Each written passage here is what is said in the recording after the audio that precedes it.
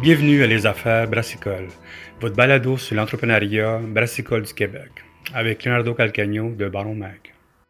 Bonjour tout le monde, ici Leonardo Calcagno des Affaires Brassicole. J'espère que vous allez bien.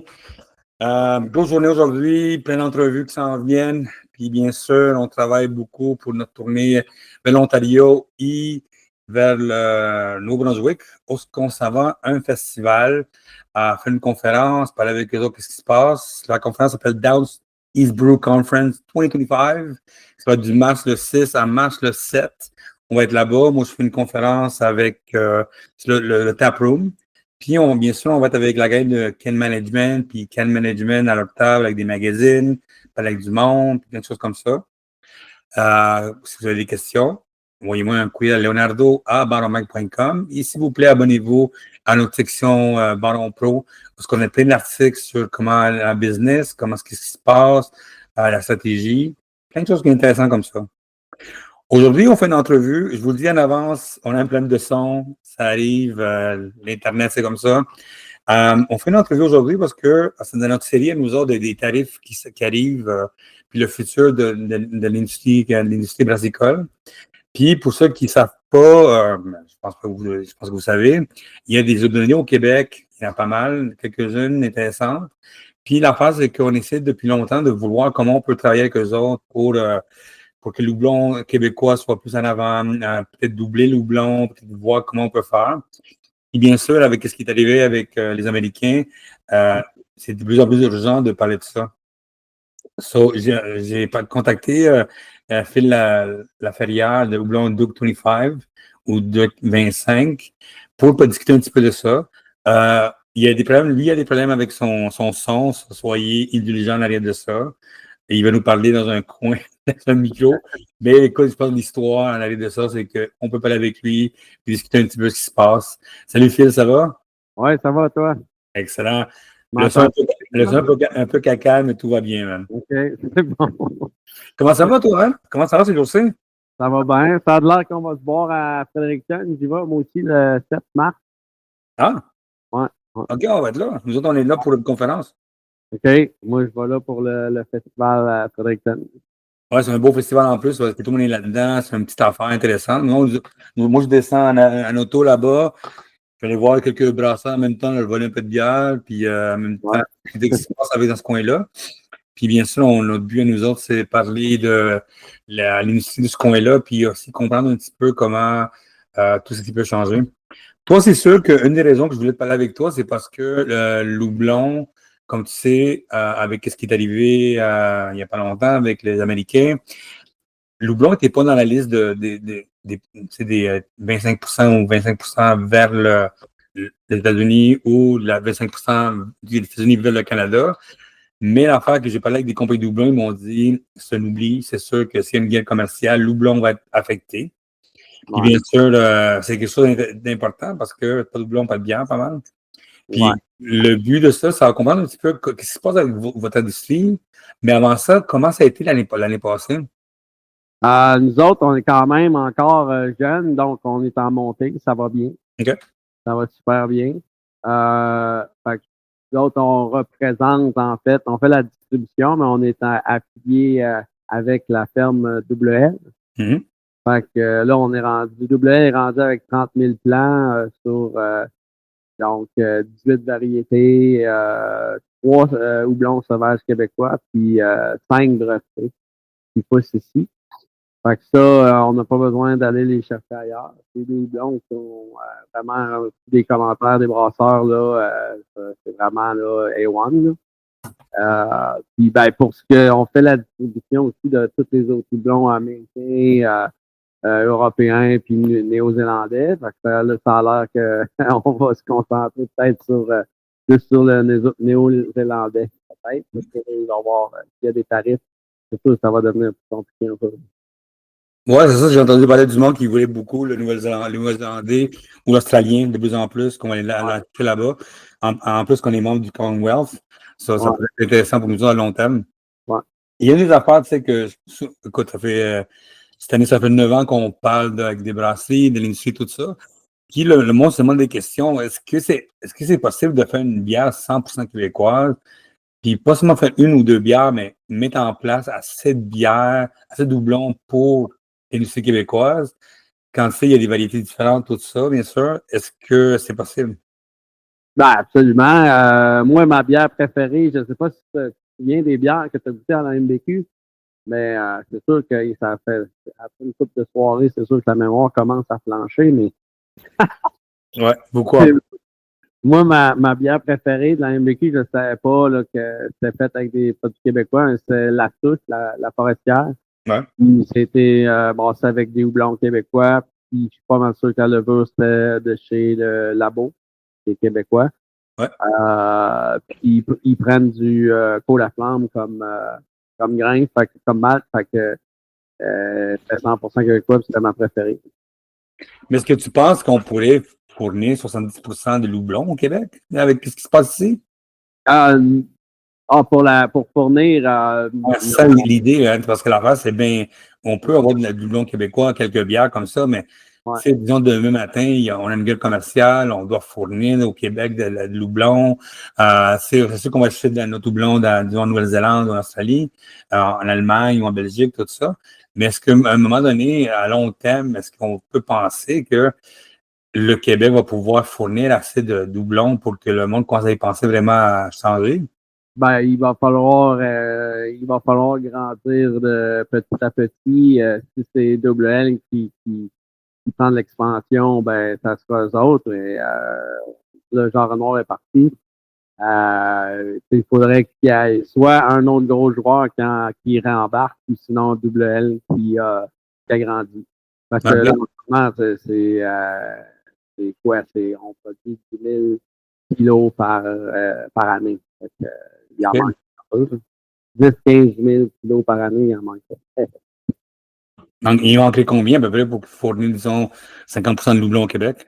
Et bon, je sais pas. Ça, c'est une bonne question. Est-ce que l'idée d'un peu de Yakima, de le mettre en place, un système pan-canadien de doublons, un peu une espèce de coopérative comme ça, que tu penses qu'à long terme, ça peut être intéressant? Oui, absolument. Est-ce qu'il y a des plans pour ça? Pas ce que je cherche, non. Pas ce que je cherche. OK, OK. Vous autres, qu'est-ce que vous avez vu depuis, tu sais, je t'ai vu quelques fois au Congrès de l'MBQ, Ouais. en Ontario, je t'ai vu même au Ontario Carbery Association, Ouais. à Hamilton. Toi, c'est sûr que tu travailles très fort pour faire aussi tout ce qui se passe au Québec, la Loublon, tout ça. Est-ce que ton travail que tu fais maintenant, tu sais, c'est un travail de amener le bâton partout, hein, c'est de la grosse job que tu fais. Mais est-ce que tu vois qu'il y a un intérêt ouvert, les gens sont ouverts à essayer c'est le Loublon canadien québécois?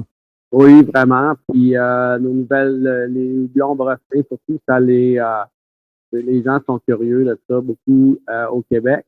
Puis en Nouvelle-Angleterre, je vois assez souvent. Puis les autres sont vraiment curieux par rapport Hein? aux houblons sauvages québécois, les Wild Hops. Puis les brevetés aussi.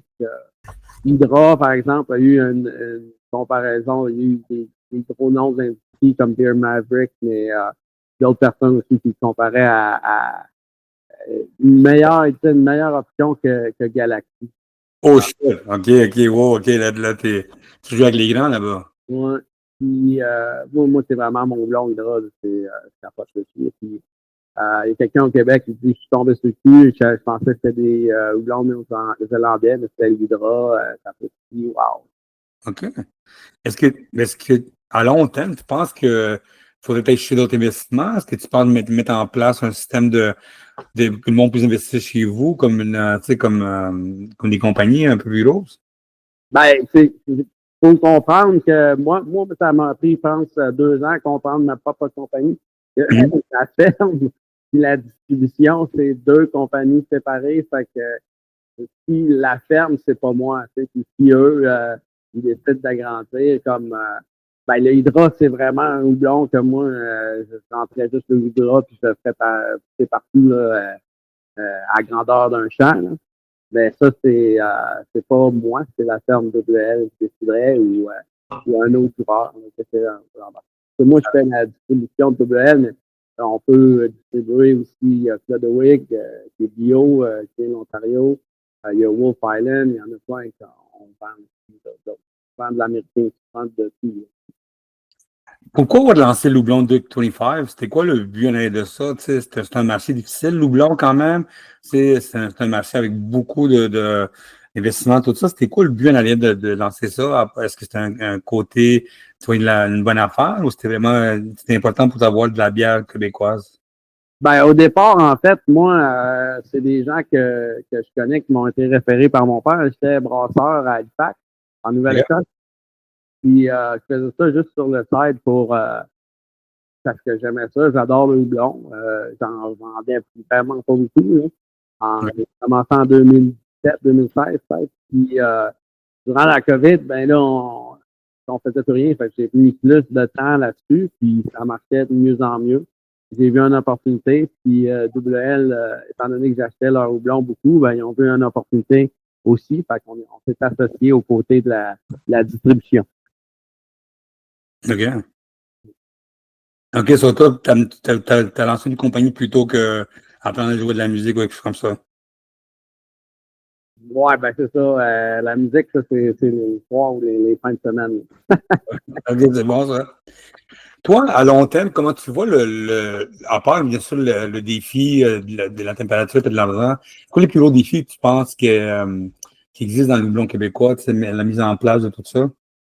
Ben, moi, je pense que au début, c'est la qualité. Il y a 10 ans, là, il y a 15 ans même, quand ils ont tous parti ici, il n'y avait pas la qualité au début, tu sais. Fait que là, il y a beaucoup de gens, de brasseurs qui disaient on peut pas faire des blancs, il n'y a pas la qualité, c'est pas comme les Américains. Puis il y avait raison, en 2010, il y avait raison, c'était trop jeune les plants. Mais là, on est rendu en 2025 et on a de la super qualité. Tu sais. OK, ça, il existe une qualité pour les brasseurs, puis il ne faut pas qu'ils soient inquiets là-dessus. Non, vraiment pas. Là. De toute façon, là, on commence à faire un nom solide. Là. Les commentaires sont là. Tout le monde on a vraiment de bonne bière avec des blonds. Puis des nouveaux blonds qu'on a brassés comme Hydra, Bergamote, Aztec, par exemple. OK, OK, OK. Toi, c'est sûr que disons qu'avec qu'est-ce qu'il y a avec Trump, c'est quoi été les coulisses que tu as eues des brasseurs? Est-ce qu'il y a beaucoup de brasseurs qui t'ont contacté pour savoir est-ce qu'il peut changer vers toi et tout ça? C'était quoi la réaction du monde? Il y en a une couple, oui. Surtout en Ontario. Moi, j'ai été surpris comment que les Québécois et les Canadiens se sont rapidement là, mis ensemble contre, contre les Américains. C'est assez incroyable. Sentiment de fierté de Québécois et Canadiens. Là. Mais oui, il y a des brasseurs de l'Ontario, ils disent ben, coudonc, ça a l'air que je vais faire une IPA 100% canadienne avec tout le temps. OK, il y a eu un engouement pour ça. Oui, absolument. Bien, excellent. Écoute, moi, je pense qu'on va faire la suite de l'entrevue à Halifax. Excuse-moi, Fredericton. Ouais, j'ai hâte de voir, c'est dans un mois, disons que dans un mois, on va voir la suite de ce qui se passe en Ontario avec la réaction de tout ça. J'aimerais que tu me gardes un petit peu savoir la suite de ça parce que je pense que c'est intéressant de comprendre comment le monde va réagir. Disons que tu me dis que l'Ontario et le Québec sont intéressés à ça, tout le kit. C'est sûr que ta business va se concentrer beaucoup dans ce coin-là de pays. C'est bon de comprendre un petit peu plus la business à long terme, tu sais. Oui. Mais cool, Phil. Merci beaucoup pour ton temps. Je ne vois pas ta face parce que. Non, ben, moi, je gueule je vois pas du microphone. T'es où maintenant? Là, je suis chez Belle Gueule aujourd'hui. Où ça? Belle Gueule, on fait une triple cold IPA. Ah, ok, t'es à Montréal. Oui, c'est à Montréal. Avoir su, j'allais été là-bas, je pensais que t'étais dans ton coin. Non, je suis monté un matin. Tu as 20 minutes d'ici, c'est pour ça. Ah, on aurait pu. Bon, on prendra une bière à Fredericton.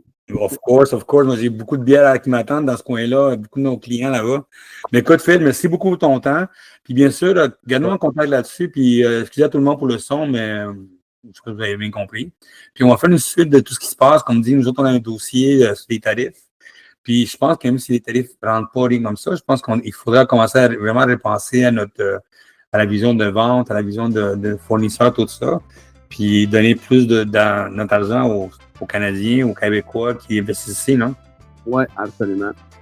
Et merci beaucoup à Phil. Tu la saluer à tout le monde dans ce coin-là de chez vous. Okay. Puis on se prend pas long. C'est bon, merci à toi. Bonjour tout le monde, ici Nardo Calcagno. Merci beaucoup d'avoir écouté notre entrevue. Comme je dis, le son est correct. Vous pouvez jouer un petit peu avec le AI, tout va bien aller. Si vous avez des questions, leonardo@banomac.com. Puis bien sûr, cette podcast est commandité par Can Management. Si vous avez besoin de canettes mobiles, des canettes imprimées ou non, contactez Can Management. Puis bien sûr, si vous avez besoin des kegs, que ce soit pour la location ou l'achat, appelez Keg Management. Puis bien sûr, on va mettre toute l'information dans le podcast. Merci beaucoup et à la prochaine.